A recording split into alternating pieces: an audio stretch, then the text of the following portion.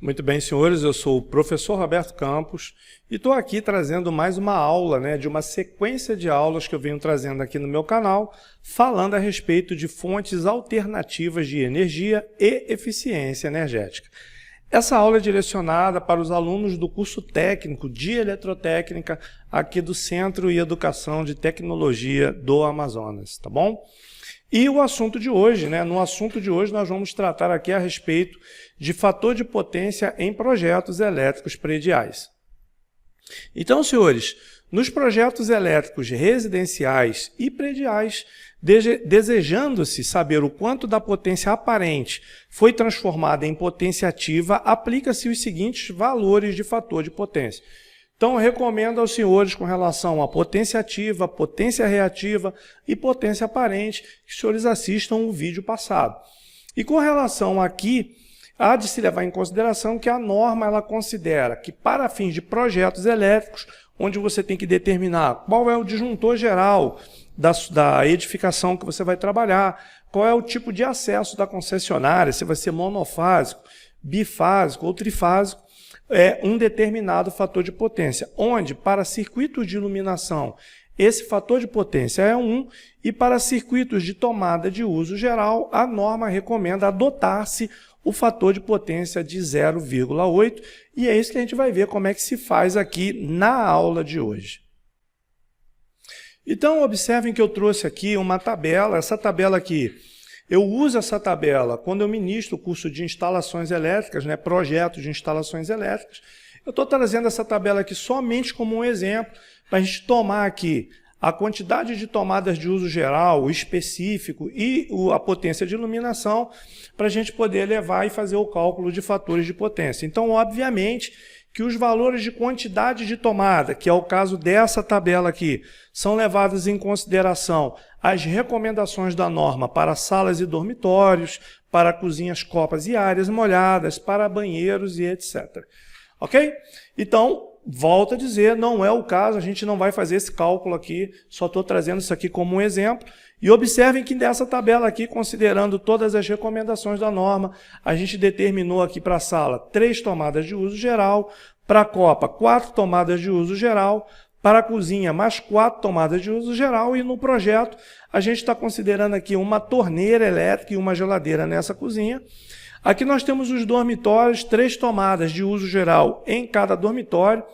A gente não está considerando tomada de uso específico para condicionadores de ar, mas seria o caso, mas como se trata apenas de um exemplo aqui, a gente não está considerando.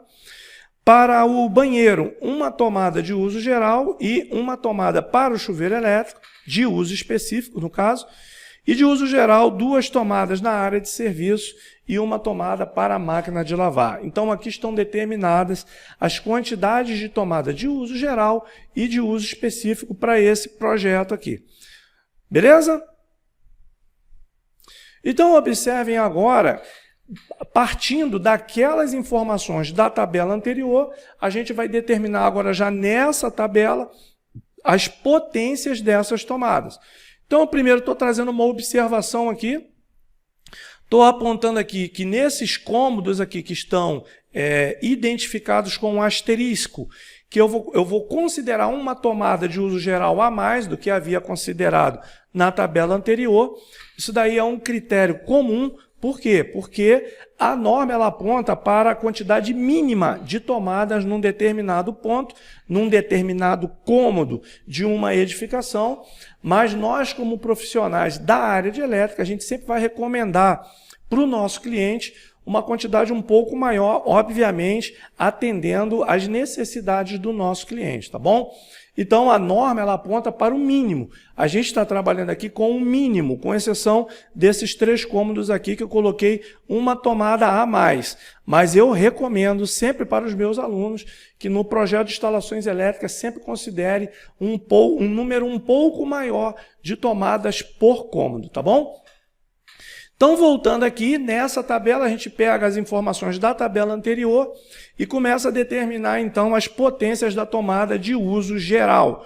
Então, observem que aqui foram determinadas as potências para as tomadas de uso geral, sendo que quando a gente vai para a tomada de uso específico, ela já vem com a potência não aparente, mas a potência ativa.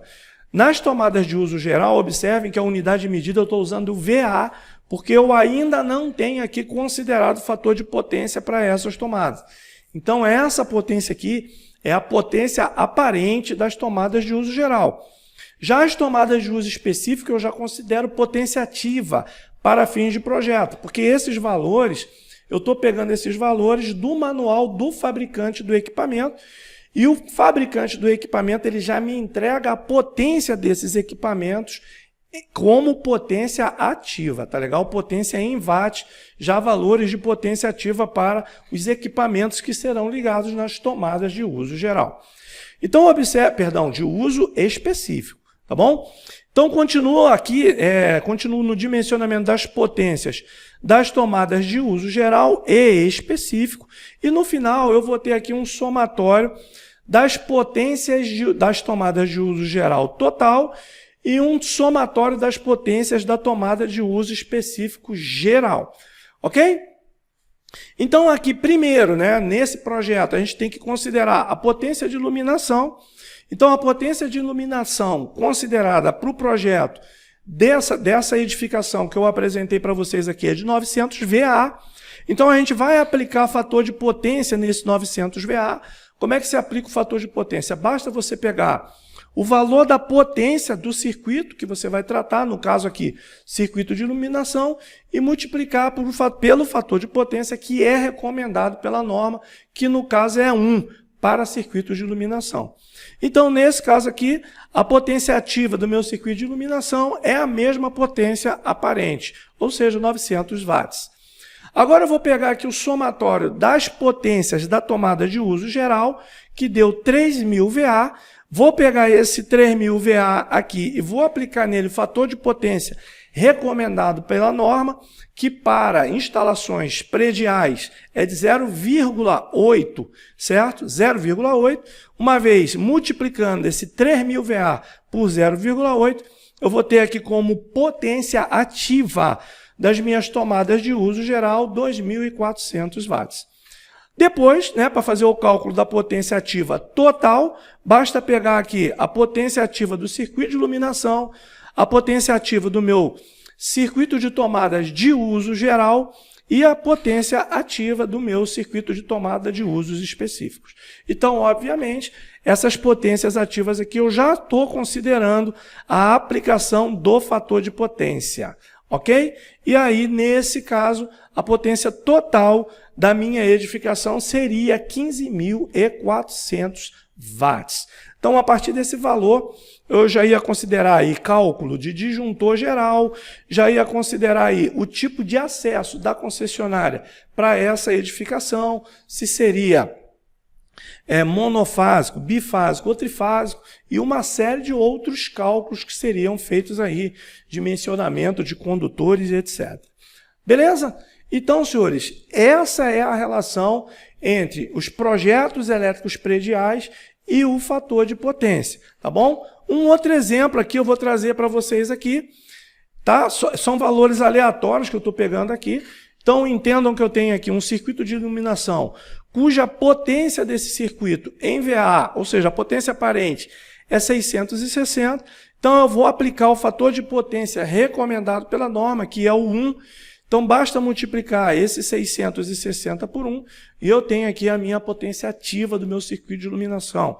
Um outro valor aleatório que eu estou trazendo aqui apenas para fins de exemplificação, 7.300 VA para tomadas de uso geral, aplicando o fator de potência recomendado pela norma, que é 0,8, ou seja, eu multiplico 0,8 pelo 7.300 VA e aqui eu tenho a minha potência ativa do meu circuito de tomadas de uso geral, 5.840 watts. Ok, senhores? Então, esses conceitos serão utilizados quando for feito o levantamento das potências, ou seja, das cargas a serem instaladas dentro dessa edificação, desse projeto de circuitos elétricos dessa edificação. Tá bom? Bom, para finalizar, Em projetos de instalações elétricas, obviamente, ainda há de se considerar um parâmetro que se chama fator de demanda, tá bom? Eu não estou considerando isso aqui porque não é o caso, não é uma aula de instalações elétricas, né, de projeto de instalações elétricas. A nossa finalidade aqui foi simplesmente falar a respeito da aplicação do fator de potência para instalações, ou seja, projetos ou demanda de carga de projetos de instalações elétricas. Beleza? Então, senhores, na aula de hoje era isso. Ficamos por aqui. Valeu. Não esqueçam de dar o like e se inscreverem no canal. Tá bom? Um abraço.